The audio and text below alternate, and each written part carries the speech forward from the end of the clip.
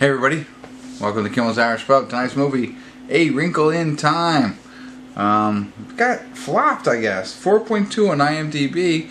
I mean, they really advertised this a lot. It's a Disney movie, and I don't know. I thought it was supposed to be good. It has Reese Witherspoon, Oprah Winfrey's in it, Mindy Kaling, who's from The Office, Chris Pine is in it, Zach Galifianakis, Michael Pena.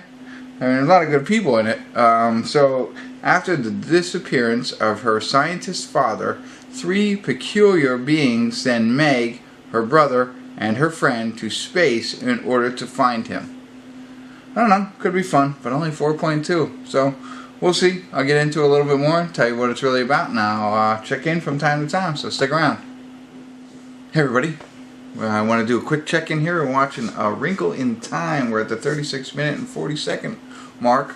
Not a lot has happened yet, but it's an hour and 50-minute movie, hour 49, 37 seconds, whatever. So it's an early check-in. But so far so good. I mean, to break it down, so Chris Pine is a family man. He's a scientist, and he has a wife who's also a scientist. They're both doctors. And he has one daughter, and then he adopted a son as well. And he discovers a way to travel through time and space using a frequency in his mind.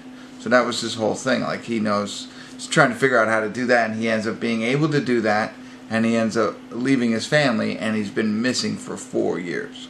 So you fast forward 4 years, the adopted son's 6 years old, the girl's probably a tween, maybe 12 years old. I don't know exactly. And they live at home. And of course, this girl's being bullied at school because her father disappeared.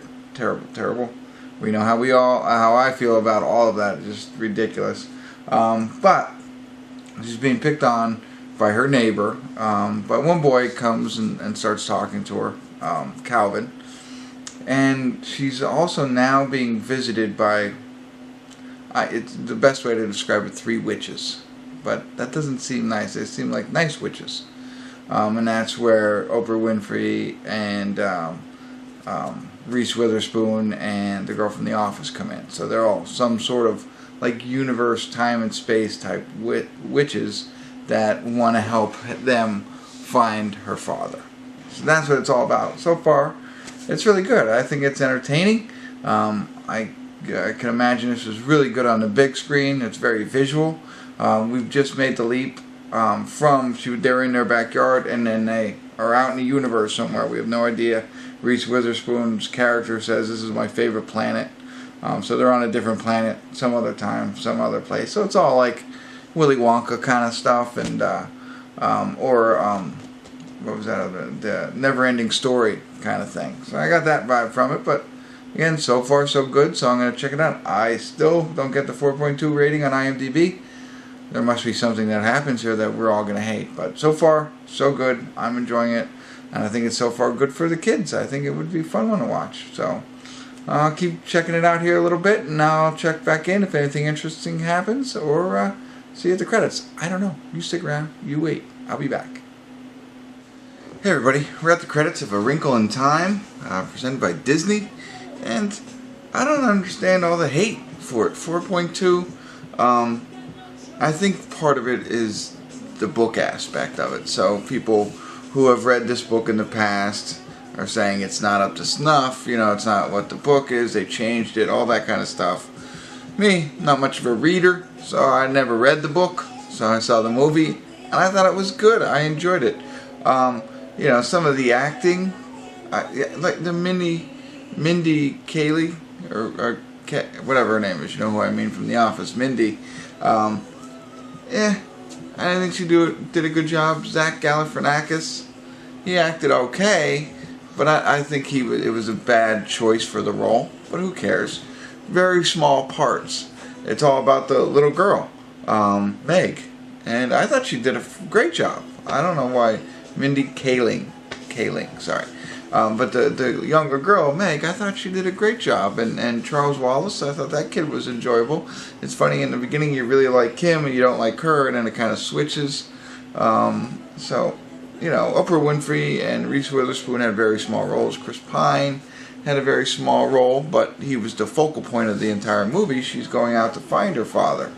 It made me, actually, don't tell my daughter if you see her, but I buy her a necklace. I bought her a necklace for, like, her birthday's coming up, so I bought, you know, but the father-daughter love is the point of that.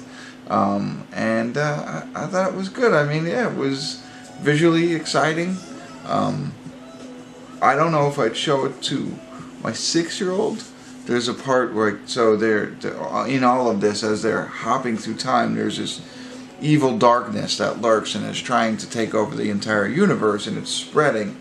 And of course they have to deal with this and confront it at some point. And so it kind of gets a little dark, maybe a little scary, probably for my 6-year-old, but I think my 10-year-old daughter would enjoy it.